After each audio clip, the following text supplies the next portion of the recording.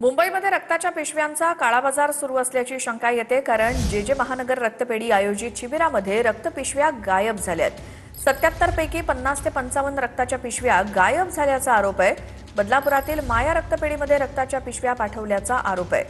दरम्यान भाजप आमदार चित्रा वाघ यांच्याकडून विधान परिषदेत रक्तपेढ्यांचा मुद्दा उपस्थित करण्यात आलाय। त्यांच्यावर तात्काळ फौजदारी गुन्हा दाखल झाला पाहिजे।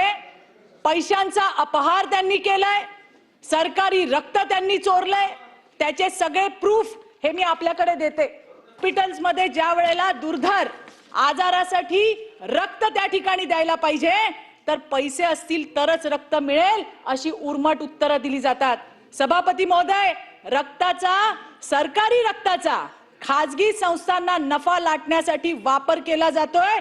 गरीब रुग्णांना मोफत रक्त नाकारून त्यांची आर्थिक लूट केली जाते। रक्ताचा तुटवडा त्यांच्या बाबतीत कुठेच आतापर्यंत तक्रार आलेली नाही, आढळलेला नाही आणि गैरवर्तणुकीच्या सुद्धा काही कंप्लेंट्स आल्या नाहीत। तरी देखील यापुढे अशा रुग्णांच्यासाठी कुठल्याच प्रकारची गैरसोय होणार नाही।